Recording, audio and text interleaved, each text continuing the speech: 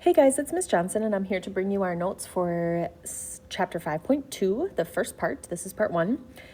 In section 5.2, we are getting into probability models and rules of probability and a little bit of conditional probability and things like that. So we're just more talking about probability. So probability models, it says in section 5.1, we talked about simulation to imitate chance behavior. Fortunately, we don't always have to rely on simulations to determine the probability of a particular outcome. We can set up a probability model, and a probability model is a description of some chance process that consists of two parts: a list of all possible outcomes and the probability for each outcome. So the list of all possible outcomes is called the sample space. A sample space can be very simple or it can be very complex depending on what you're looking at for your probability. Here's a probability model with the sample space for rolling 2 dice. If I roll 2 dice at a time, which is a common thing for board games and other games that you play, these are all of my possible outcomes. I could roll a 1 and a 1, a 1 and a 2, a 1 and a 3, a 1 and a 4, 1 and a 5, and so on and so forth. Okay, so there's 6 outcomes for the first die. There's 6 outcomes for the second die. When I take those two and multiply them together, 6 times 6 gives me 36 outcomes. So you see there are 36 outcomes in this probability model. Since the dice are fair, each outcome is equally likely. So each outcome has a probability of 1 out of 36. And that's because your chances of rolling a 1 are the same as your chances of rolling a 2, a 3, a 4, a 5, or a 6 on each of the 2 dice. So this is your probability model with the sample space, and each event, so like this is one possible outcome, has a probability of 1 out of 36. So it says an event is a collection of outcomes for some chance process. Let A equal getting a sum of 5 when 2 fair dice are rolled. There are 4 outcomes that result in a sum of 5. You could have a 1 and a 4, a 2 and a 3, a 3 and a 2, and a 4 and a 1. So each outcome has an equal probability of 1 out of 36. So this is 1, 2, 3, 4. That means that the probability of event A happening is 4 out of 36. So finding probabilities, we talked a little bit about this fraction yesterday, this setup yesterday, or I should say proportion. But finding probabilities, if all outcomes in the sample space are equally likely, the probability that event A occurs can be found using the formula. P of A equals the number of outcomes in event A. This is like your successes. And the total number of outcomes in the sample space is in the denominator. So you take your successes divided by your total. Okay, that's what's happening here.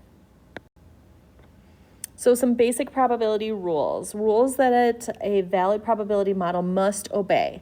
If all outcomes in the sample space are equally likely, then the probability that A occurs is that proportion, okay? But it's important to know that the outcomes need to be equally likely. The probability of any event is a number between 0 and 1. We talked about that yesterday as well. All possible outcomes together must have probabilities that add up to 1. So if you add all of the outcomes together, you have a total probability of 1. So the probabilities all need to add up to 1 when you're combining all outcomes together. The probability that an event does not occur is 1 minus the probability that the event does occur. This is called the complement rule, okay? P of A complement. So you see that little C that's written as a superscript there, kind of like an exponent. P of A complement is 100% or 1 minus the probability of A. This is like your negation rule. When you use the not, okay, you're saying something will not happen, you have to take 100%, which is your total, and subtract the probability that it will happen. And that gives you the probability of A complement. So when you see that little superscript of a C, that stands for complement. If you kind of think about complementary angles, back in geometry, we talked about complementary angles. Complementary angles were 2 angles that add up together to be 90 degrees. So in this case, complement probabilities are two probabilities that add up to be 100%, add up to the total.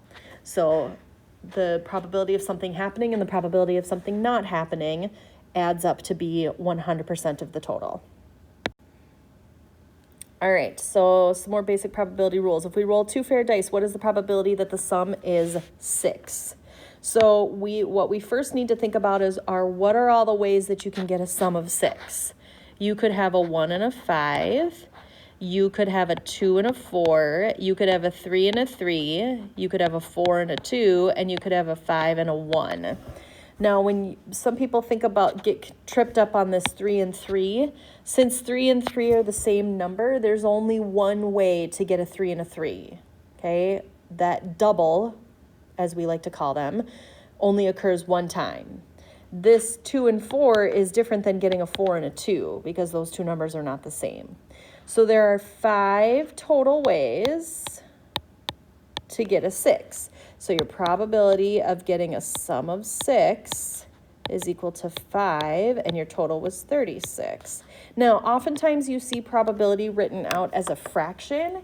If I take those two and divide them, 5 divided by 36, I grab my calculator here. I never have my calculator out when I start these videos. Whoops. That's my bad. So 5 out of 36 is 0.139 if I round that to the third decimal place. So you'd see that. Sometimes you'll see this. Either way is fine. It doesn't matter. On the AP exam, they wouldn't care if you used the proportion or if you used the decimal. All right, if we roll 2 fair dice, what is the probability that the sum is 5 or 6? So now I need to figure out what are the ways that I can get a 5 or a 6. So for 5, I can get a 1 and a 4, a 2 and a 3, a 3 and a 2, and a 4 and a 1. We listed those ways on the previous slide. 6, we just listed those ways up above. So same thing here. So there's 4 ways here, and then there's 5 ways here. So the probability of getting a sum of 5 or 6 is equal to 4 plus 5 over the total of 36, which is 9 out of 36, which is a quarter. 0.25. Okay, so a quarter of the time when you roll 2 dice, you're going to get a 5 or a 6. So 2 events A and B are mutually exclusive if they have no outcomes in common.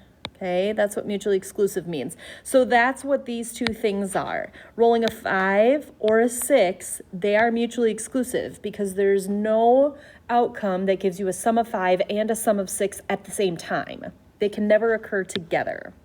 So that makes them mutually exclusive. The addition rule for mutually exclusive events just says that you need to add P of A and P of B together. So that's like what we did right there. That was P of A plus P of B. You could have written it out like this. Sometimes you see it written like this. 4 out of 36 plus 5 out of 36. That's the true technical P of A plus P of B. But because these are common denominators, it doesn't really matter. You can take the two and put them together in the numerator, and it gives you the same result. So one thing to take note of, this rule only works for mutually exclusive events. We do have events that are inclusive. When you have inclusive events, you have to be careful about subtracting out any duplicates. You can't count the same outcome twice. So if something occurred in getting a sum of 5 and in getting a sum of 6, but it's the same outcome, I can't count that outcome twice. So I'd have to take one of those away. So that's why we have to be careful and only use this rule for mutually exclusive events, meaning they have no crossover. They have no common outcomes. All right, so here's some other basic probability rules, or I guess just a summary of the basic probability rules. You've got your P of A, which is between 0 and 1. They call capital S the sample space of probability. Your sample space has to equal 1. So the probability of each outcome happening inside the sample space, if you add all of those together, they need to add up to a probability of 1. In the case of equally likely outcomes, you can find the probability of A by looking at the number of successes in event A out of the total number of outcomes in the sample space. The complement rule we talked about, which is 1 minus the probability of A. And then the addition rule we talked about is where if you just add the two events together, but that only works if they're mutually exclusive. One other little example that we're going to do here, it says, suppose you tear open the corner of a bag of M&Ms and you pour one candy into your hand and observe the color. According to Mars, the maker of M&Ms, the probability model for a bag from its Cleveland factory looks like this. This is the probability model for a bag of M&Ms from the Cleveland factory. So A, explain why this is a valid probability model. Okay. I'll read all the parts actually. In part B, we're going to find the probability that you don't get a blue M&M. And then in part C, we're going to find the probability that you get an orange or a brown M&M. Okay, so the first thing, part A, what makes this a valid probability model is if I take the probability of all of these and add them up. If I add up all of my probabilities, 0.205 plus 0.198 plus 0.135 plus 0.131 plus 0.124, if you think about it, when you add up the probability, it better add to 1. So 0.207 plus 0.205 plus 0.198 plus 0.135 plus 0.131 plus 0.124, and boom, it adds to 1. So this probability of S is equal to 1, which is good. That means it's a valid model. Hopefully you can see that green. Sorry, it's a little bright on the gray. Okay, so then let's take a look at part B. Find the probability that you don't get a blue. So what that is we want the probability of blue complement. Or in other words, 1 minus the probability of blue. So if I do 1 minus the probability of blue, that's 1 minus blue, which is 0.207. Put that into your calculator, 1 minus 0.207, and I end up with 0.793. So that's my complement of getting a blue M&M. And then part C, what is the probability that you get an orange or a brown? Probability of orange or brown is equal to the probability of orange plus the probability of brown. I should put a BR there, sorry, because it's not blue. Orange or brown, probability of orange plus probability of brown, which is equal to 0.205 plus 0.124, 0.205 plus 0.124, and I end up with 0.329. Okay, basic probability rules here. We're just starting off really simple today. So hopefully these probability rules make sense to you. The basic concept of probability adds up to 1. Your sample space is a collection of all the outcomes. You can combine probabilities as long as they're mutually exclusive, and you can find the complement by taking 1 minus. Those are kind of our basic rules that we learned today. Thanks for tuning in, and I will catch you next time.